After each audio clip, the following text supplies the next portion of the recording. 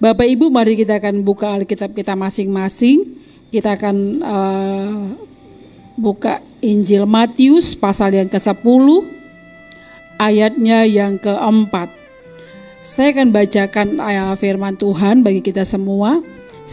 Matius pasal yang ke-10, ayat yang ke-4.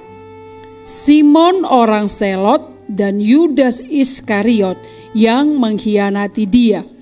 Saudara, 12 murid Tuhan Yesus seringkali yang menonjol itu Petrus dan yang lainnya.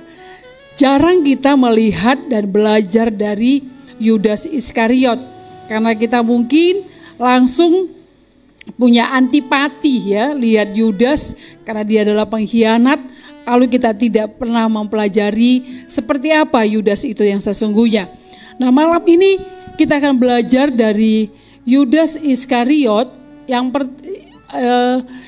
Kisah Yudas Iskariot adalah tragedi kemanusiaan yang terbesar di dalam sejarah. Dia memiliki kesempatan dan hak istimewa yang hanya diketahui oleh murid-murid lainnya, tetapi dia berpaling dari mereka dan menuju kehancuran. Artinya, ada satu kesempatan yang Tuhan kasih kepada Yudas Iskariot, tetapi kesempatan itu tidak dimanfaatkan, tidak dipakai sebaik-baiknya oleh Yudas. Yudas selama Yesus ada di muka bumi ini selama 3,5 tahun, dia bersama dengan Tuhan Yesus, tetapi tidak jadi satu patokan bagi kita juga. Lamanya kita ikut Tuhan, lalu kita merasa kita sudah lebih dari yang lainnya. Nah, saudara, kesempatan yang diberikan Tuhan kepada Yudas selalu tidak dimanfaatkan dengan sebaik-baiknya. Kasih karunia itu dia sia-siakan. Dan banyak kita orang Kristiani, kita mengaku anak Tuhan, kita pun banyak tidak memanfaatkan, tidak menghargai kasih karunia yang Tuhan beri kepada kita. Nah, mari kita mau belajar, jangan kita tiru Yudas Iskariot yang sudah diberi Tuhan kasih karunia, tetapi dia tidak hargai. Nah, Yudas adalah tipe orang yang tidak mau menghargai kasih karunia Tuhan. Nah, yang pertama saudaraku, kita akan perhatikan tentang Yudas. Yudas adalah contoh terbesar dunia tentang kesempatan yang hilang. Kesempatan yang diberi Tuhan kepada Yudas. Kesempatan itu apa? Kasih karunia, keselamatan yang sudah diberikan Tuhan kepada Yudas, dia tidak pakai. Ya. Yudas merasa sudah puas. Karena selama Yesus ada di atas muka bumi, Yudas bersama dengan Tuhan Yesus. Dan dia selalu bergaul, di mana ada Tuhan Yesus, di situ ada Yudas. Tetapi justru Yudas juga yang memperkenalkan Tuhan Yesus kepada ahli-ahli Taurat. Yudas menjual Tuhan Yesus dengan satu tanda ciuman di Taman Getsemani. Dan pergaulan karibnya Yudas itu dia hianati ya. Kepercayaan yang sudah Tuhan kasih kepada Yudas, dia tidak jaga. Bapak Ibu, apa yang sudah dipercayakan kepada kita, apa yang sudah Tuhan beri bagi kita, mari kita mau jaga. Kita harus pelihara, hargai kepercayaan yang Tuhan beri kepada kita. Sama dengan kepercayaan yang orang lain beri kepada kita juga, kita harus jaga. Karena sangat sulit kalau kita diberi kepercayaan, lalu kepercayaan itu kita tidak hargai. bagaimana Tuhan juga akan bisa mempercayakan kepada kita satu hal yang luar biasa. Kalau yang kecil saja kita tidak bisa dipercayakan, bagaimana perkara yang besar Tuhan percayakan kepada kita. Jadi apa yang ada pada kita, apa yang dipercayakan orang lain kepada kita, mari kita mau jaga. Allah mempercayakan, 1 Korintus berkata, Allah mempercayakan kebenaran firman Tuhan itu kepada duta. Siapa duta itu?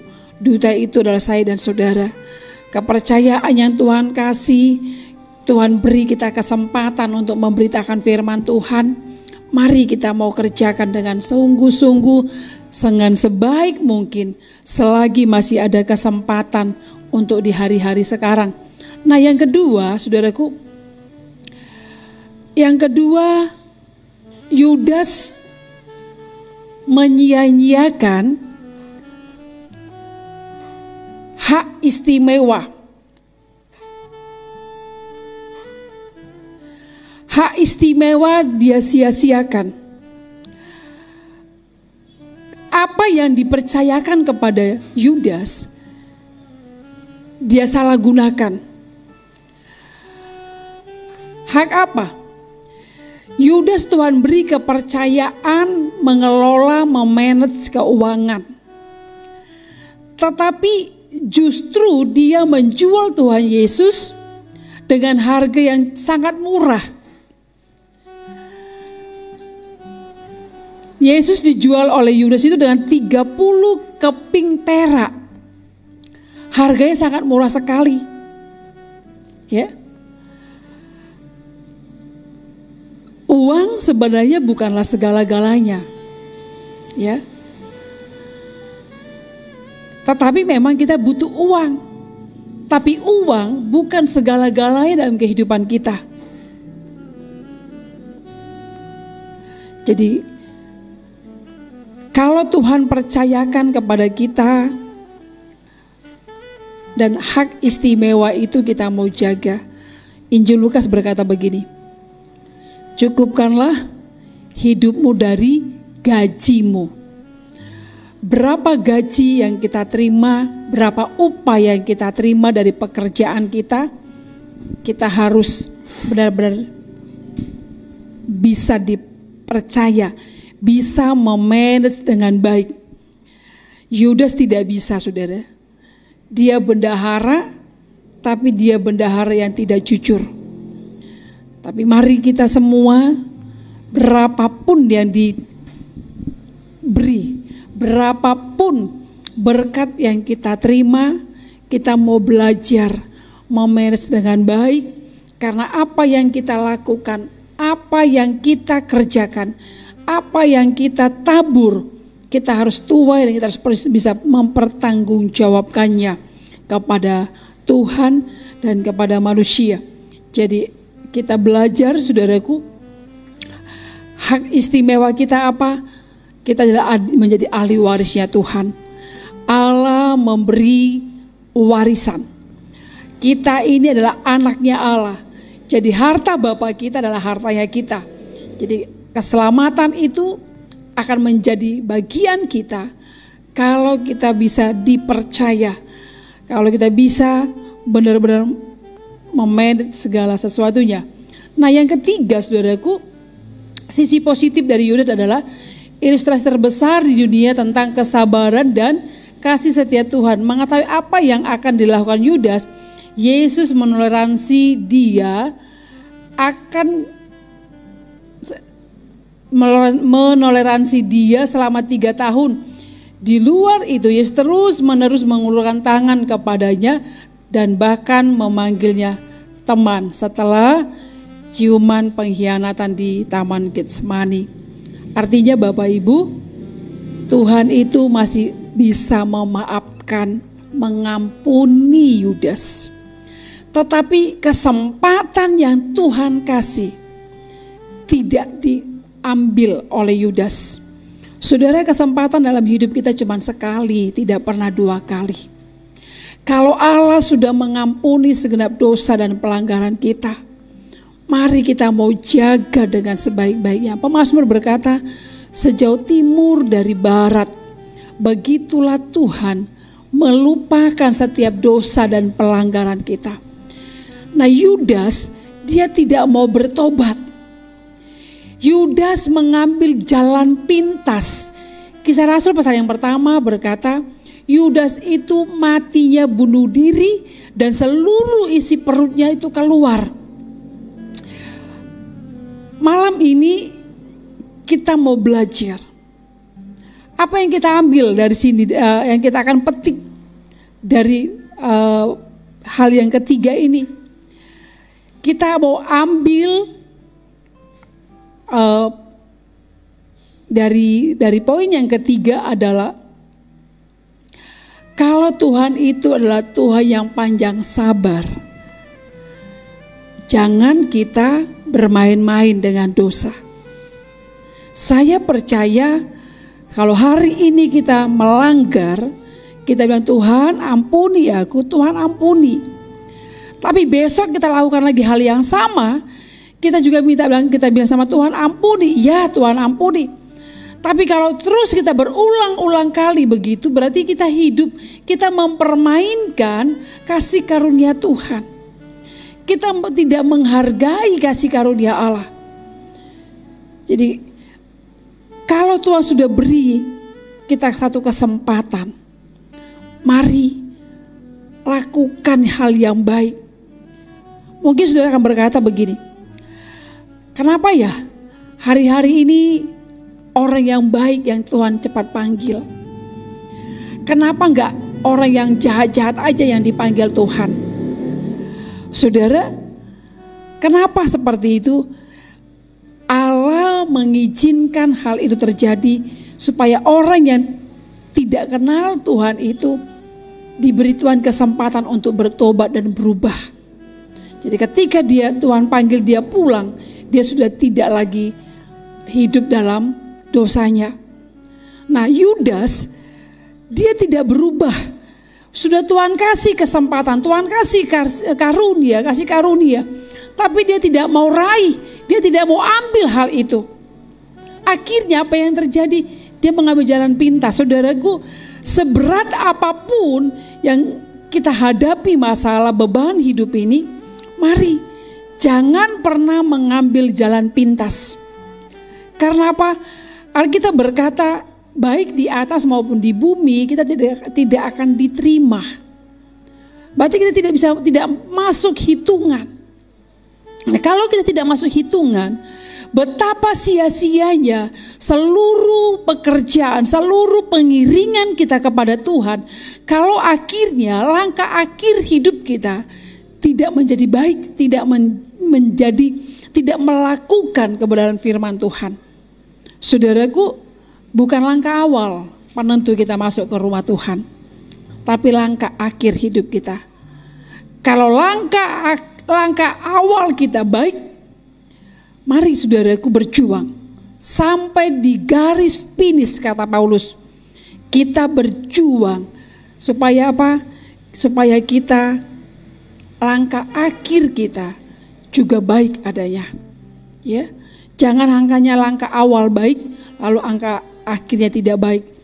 Paulus berkata dalam Galatia, kalau engkau sudah memulai di dalam roh, biarlah engkau juga akan akhiri di dalam roh. Kalau kita sudah mulai di dalam roh, jangan kita akhiri di dalam kedagingan, ya. Nah, saudaraku,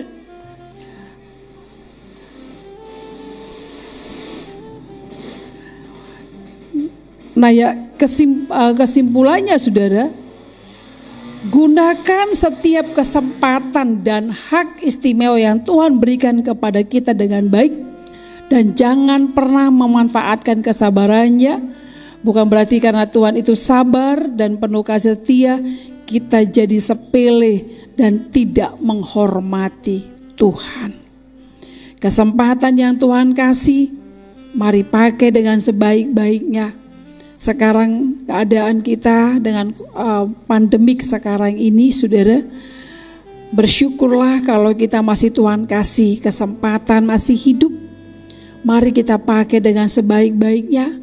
Lakukan bagian kita yang bisa kita lakukan, yang dapat menyenangkan hati Bapa kita.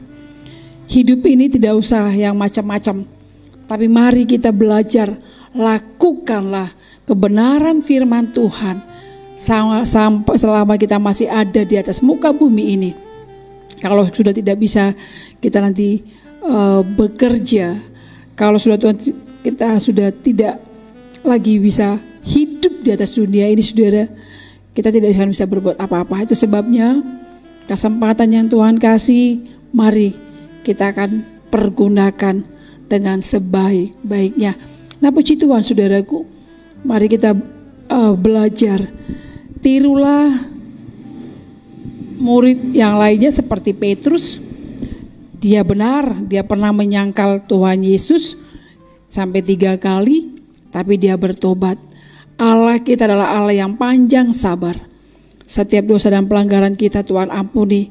Jangan tiru sifat dan karakter daripada Yudas Iskariot, karena sampai akhir hidupnya dia tidak bertobat, dia tidak terima keselamatan, dan dia mengambil jalan pintas yang sangat salah di mata manusia, bahkan di mata Tuhan. Nah, puji Tuhan saudaraku, terima kasih, kita bersyukur buat semua kebaikan Tuhan yang kita sudah nikmati sepanjang hari ini. Dan malam hari ini kebenaran firman Tuhan sampai di sini. Kita akan ketemu di lain waktu. Mari kita sama-sama berdoa.